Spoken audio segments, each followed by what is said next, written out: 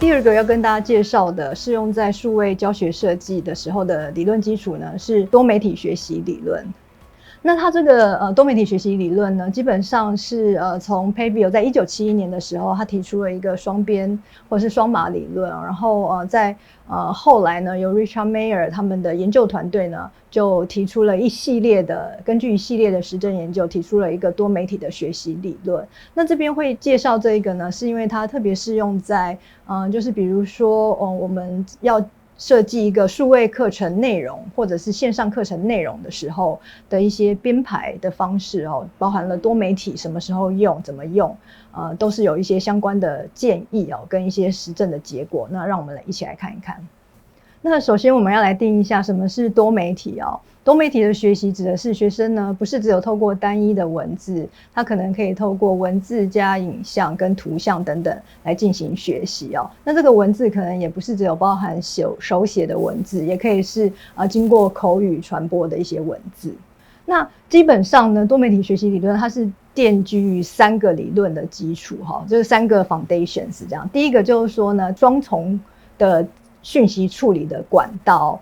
基本上呢，学者已经都同意，人类基本上处理讯息的时候呢，它是有2个管道的，一个叫做 verbal， 一个叫做 visual。verbal 是语义的部分， visual 呢是图像的部分，这是第一个。然后第二个呢，就是说呢，大家也都同意了，基本上呢，人们在处理讯息处理的时候，尤其是在工作记忆区间的时候呢，我们所能处理的讯息量是有限的，它不可能无限制的处理无限大的讯息，这是第二个，就是处理的讯息量是有限的。然后第3个呢，就是所谓的主动学习、主动处理的问题基本上有意义的学习会发生在说，学习者呢，他要能够进行主动的认知的处理这些学习的材料。那从上面3个理论基础呢，那 Richard Mayer 等人呢，他们就提出了一个所谓的多媒体学习的一个认知理论。那这张图呢，基本上可以从中间开始看好了那中间的话呢，讲的是所谓的工作记忆区间嘛。那工作记忆区间他这边讲的就是双重编码的部分提出来说，人类处理讯息呢是有2个 channel 的，一个 channel 是处理 sounds， 就是 verbal 的部分，第二个 channel 呢是处理视觉上图像的部分，就是 image 的部分。然后再来呢，就是说一般来讲往左边看，我们的这个多媒体的教材呢，通常它会含有什么？含有文字跟图像嘛。那如果是图像的部分，也就是下面的部分，呈现一张图给学生的话呢，学生会透过他的眼睛，然后呢把这个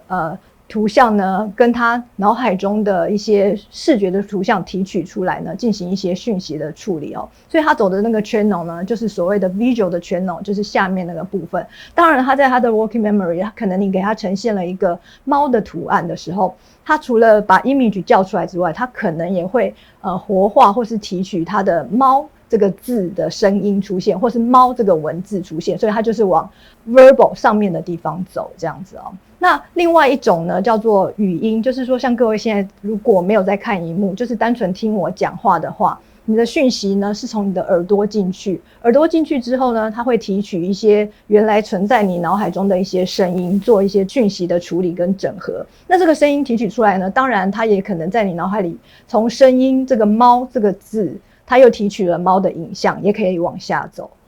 大概是这样。可是呢，比较复杂的是，如果你呈现文字，就是印出来的文字给学生的时候，它其实也比较复杂。印出来的文字呢，它可能是透过眼睛，对吗？它虽然看起来是 words， 可是它会透过眼睛，然后呢，从 image 之后呢，再从把它的声音提取出来那所以基本上呢，这是 Richard Mayer 他们提出来的，就是当我们在呈现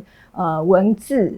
或有图像给学生的时候，可能进行的一些讯息处理的路径。那前面说过嘛，那这一群的研究者呢，他们就是针对了所提出来的这个多媒体的讯息的理论呢，进行了一系列的研究，然后提出了以下要介绍给大家的一些算是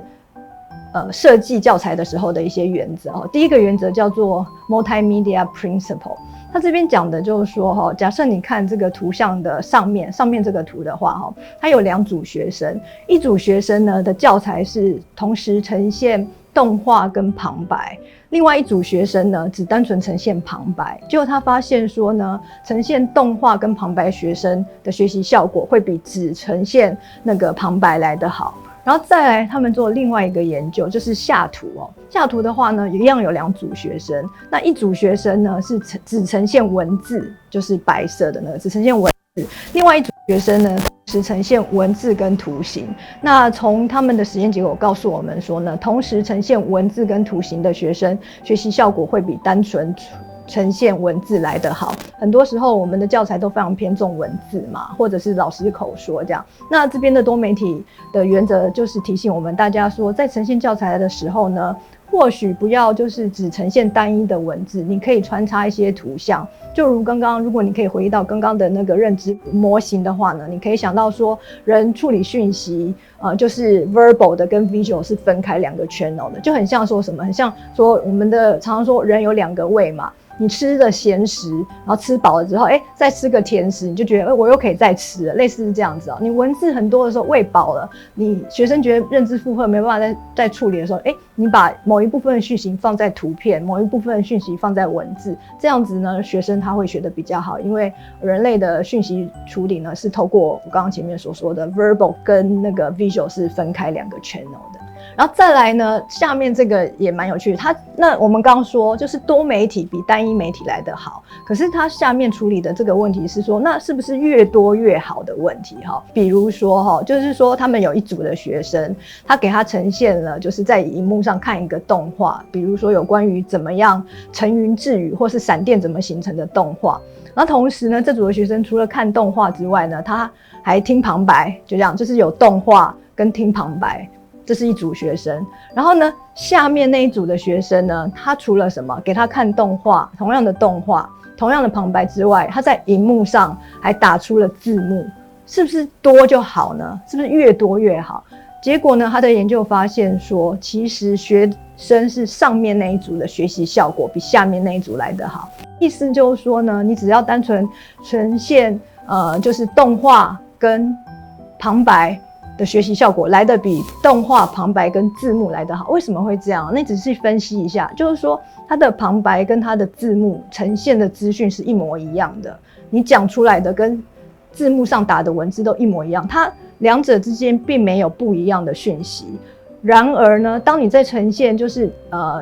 旁白的时候，他已经听到这样的讯息，你又再给他文字的时候，还记得吗？文字呈现的时候，讯息处理要透过眼睛，那他反而会吃掉在 visual 那一部分 channel 的一部分的认知的处理的单位，所以造成说有可能学生的认知负荷会过量。不过我有一点点这可能有一些文化的差异啦，因为这个研究它是在美国进行的。那其实我们如果有去过美国，大家就知道说美国人他们看电视或是看电影，他们是不习惯有字幕的，所以多了一个字幕对他们来讲其实是一种干扰。那我其实还蛮有兴趣说，如果像我们在台湾的话，看字幕很习惯嘛，也许对我们而言，或许它的效果不会很大，就增加一个字幕的话，也许干扰的效果不会很大。不过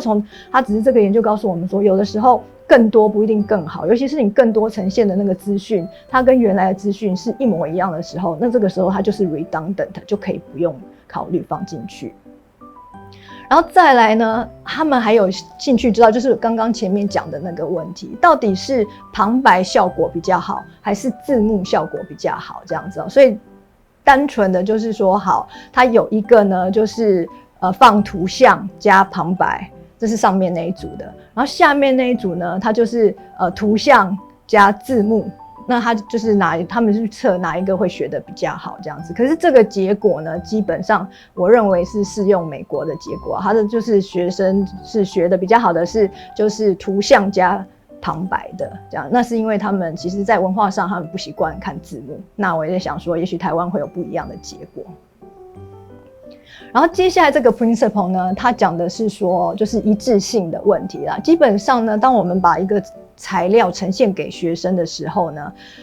学生要进行这个材料上面的讯息处理的时候，必然会引起他的认知负荷嘛。那我们都知道认知负荷有3种啊，就是上面写的有 extraneous 就是外在的认知负荷，跟 intrinsic 就是内在的认知负荷，还有一个是 generative， 可能中文翻成增生的认知负荷哦。那如果说这3种认知负荷呢，通通加在一起的时候，会造成学生的认知负荷过量，就是 cognitively overloaded 的时候，这个时候要怎么办？解决的问题呢，就是要把外在的认知负荷给它降到最低。为什么？因为外在认知负荷它的定义就是跟学习任务无关的一个负荷，所以我们学习的时候其实是要让学生有一点点认知负荷的。那这个认知负荷是跟学习任务有关的认知负荷，它就是内在的认知负荷，然后让它产生学习嘛，所以它会增生这样。那我们要消掉的就是所谓的外在认知负荷，它就是跟学习任务无关的一些认知负荷。那举例来说，比如说我们可以看看说我们呈现这个教材的图跟文，有哪些文字是不是过多，有赘字冗词或是什么的，跟图像跟主要概念无关的都可以删掉。那同样的图形你也可以再次检视有没有跟学习任务无关的资讯，我们都可以把它给删除掉。那基本上这个 principle 就是要告诉我们说要留意要减少学生的外在认知负荷。下一个 principle 呢是告诉我们，这个其实老师也蛮常用的，就是要做一些标记 signaling。比如说要看让学生看一整段文字的时候，你可以把重要的字 highlight 成不同的颜色，这样，或者是让学生在看一个影片的时候，你可以加一些箭头或者是圈圈，把重要的东西圈起来，帮助学生去体认到说，这些是重点，他需要付出更多的注意力来学习，这样子，这个就叫做 signaling principle。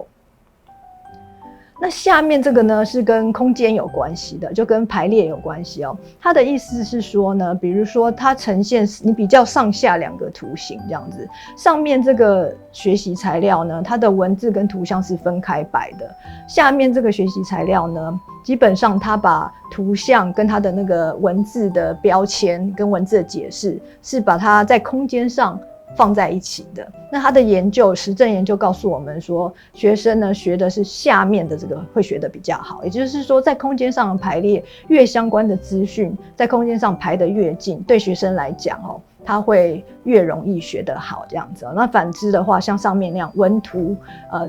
截然2分的话，学生还要这样子来回的去找，可能会多花了一些所谓的外在认知负荷。然后再来就是所谓的时间上的问题啦。这个 principle 是说如果呢基本上你有图像跟旁白的话呢，当然是图像跟旁白同时呈现会比先后呈现来得好，这样子这个我们都可以理解。然后这个 principle 是告诉我们说要分段。那基本上其实大概老师们应该都知道，就如果我们要给学生看影片的话，可能有人会跟你说这个影片的长度不要超过20分钟会比较好。我觉得20分钟可能是极限有的时候甚至学生现在看很多的 YouTube， 他们都很习惯在短时间内吸收很大量的资讯，所以也许3分钟5分钟就可以了那这边在告诉我们就是要分段，就是要 segmenting。 然后再来就是还有一种策略是说，如果你要给学生看动画的话，或许你可以让学生自己 self pace，他就是按往下，让他自己决定他什么时候要看往下这样。那我们知道说，如果一个动画影片里面有太多的概念要学习，他就一直往下的话，学生有可能会抓不住所以记得要分段，不管是概念太困难的，或者是什么时间太长会超过认知负荷，我们都记得要分段。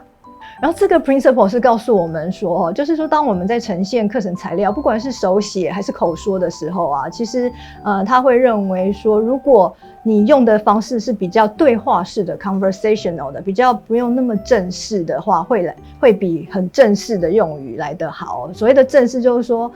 可能他用的比较第三人称，没有让学生觉得跟他个人相关。他这边举了一个例子，比如说 non-personalized， 就是说你在叙述一个概念的时候都是第三人称这样。然后如果是 personalized 的话呢，你就是可以用你的、我的、他的，让学生去感觉到说好像是在跟他对话，然后好像这件事情是跟他相关的。这就是他这边所说的就是个人化 personalization principle。然后再来呢，他还有提出一个 principle， 就是说呢现在其实有时候老师很喜欢或者是上课的时候开玩笑的时候用 Siri 嘛那到底会不会对学习有影响呢？他们也做了一个研究，就基本上学生会比较喜欢听到是人类的声音，会学得比机器的声音来得好。但是我们后来这个 Siri， 他们可能比较早做这个研究，后来如果 Siri 可以发展的还不错的话，也许我们也可以重新看看这个研究的结果是不是还是一样这样子哈。那接下来就让大家也是一样反思一下说，像这样子多媒体学习理论它的适用的时机为何？